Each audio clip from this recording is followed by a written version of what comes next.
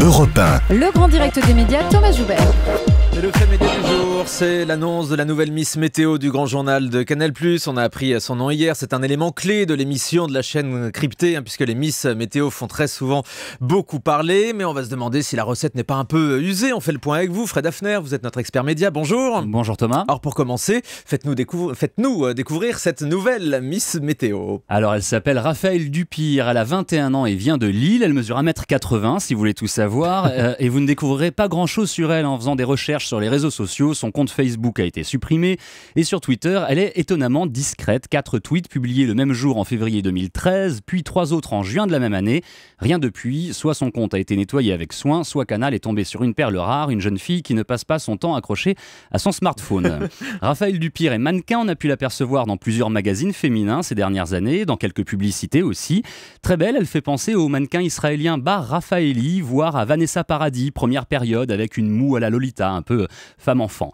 Alors tout cela n'est pas très original. Canal nous fait le coup depuis des années. Quand ces Miss Météo ne sont pas mannequins, elles sont comédiennes. Et quand elles sont mannequins, elles font tout pour devenir comédiennes. Le schéma est toujours le même.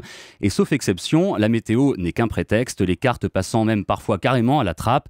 Disons-le sans fausse pudeur, les deux missions principales d'une Miss Météo au Grand Journal sont 1. D'être belle et 2. De faire rire, ce qui est souvent réussi. Celles qui s'en sortent le mieux en plateau, parvenant à passer de la télé au ciné. Louise Bourgoin en est un bel exemple. Tout comme Charlotte Lebon qui entame en ce moment une carrière américaine. Elle sera le 10 septembre à l'affiche d'une comédie produite par Steven Spielberg et Oprah Winfrey, Les Recettes du Bonheur.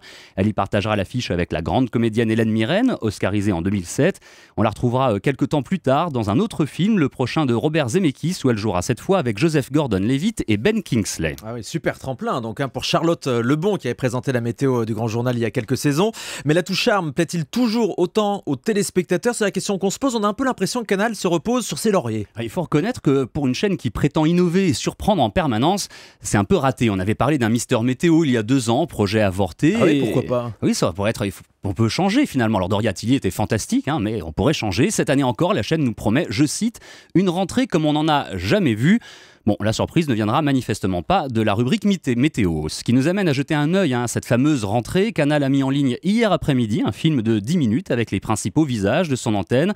On y voit Antoine Decaune et les autres stars maison accueillir la jeune génération d'animateurs pour un séminaire d'été décalé et amusant. Un film très drôle que vous pouvez voir sur internet, ça dure une dizaine de minutes, très amusant. J'ai regardé, entre nous, de nouveau c'est assez sage et là non plus pas vraiment une surprise. Canal+, c'est toujours les mêmes recettes. Effectivement Thomas, ça résume plutôt bien la situation de la chaîne d'ailleurs, qui reste certes plus impertinente que la plupart de ses consoeurs, mais qui ne prend plus de risques contrairement à sa grande époque et contrairement à l'image qu'elle véhicule encore, peut-être à tort. On a l'impression qu'ils se retiennent à Canal, qu'ils n'osent plus dépasser les limites et le Grand Journal illustre là aussi bien cette position, mi-figue, mi-raisin.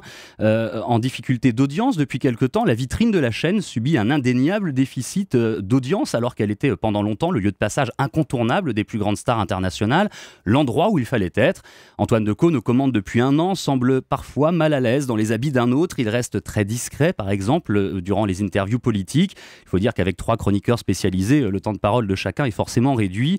Et bien qu'il ait souhaité gommer l'effet zapping permanent que l'on ressent en regardant l'enchaînement ultra rapide du millefeuille de séquences que compose le Grand Journal, on a l'impression que c'est pour le moment resté un vœu pieux. L'émission a connu de nombreux ajustements l'année dernière. Le concept de départ n'a pas tenu longtemps et la production a rapidement fait son marché dans le sommaire du Before qui, comme son nom l'indique, précède le Grand Journal. Connasse, Nora Hamzaoui ou encore Le Poulpe ont été transférés d'un programme à l'autre en cours de saison pour muscler l'émission. Alors le défi d'Antoine Decaune et de la production cette année sera donc de refaire du Grand Journal une référence, un pari difficile quand on sait que Touche pas à mon poste sur D8 cannibalise les audiences de Canal alors que D8 appartient au même groupe.